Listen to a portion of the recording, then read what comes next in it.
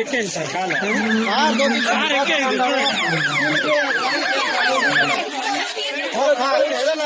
ఆయన ఉండే కారు ఆయన కారే పోయింది. ఆయన పక్కన ఉండే సెక్యూరిటీ గార్డ్స్ అంతా కొత్త పేరు కూడా ఉన్నారు కింద. మా ఆడవాళ్ళంతా ఉన్నారు అక్కడే. ఆయన మొత్తుకొని పోతానే ఉన్నారు. సార్ 5 minutes నిలిపితే బాగుంటా. పవన్ కళ్యాణ్ గారు సార్ గారికి నమస్కారం సార్. మొన్న జరిగిన తోపులాటలో నాకు చిన్న గాయాన్ని మర్చిపోకుండా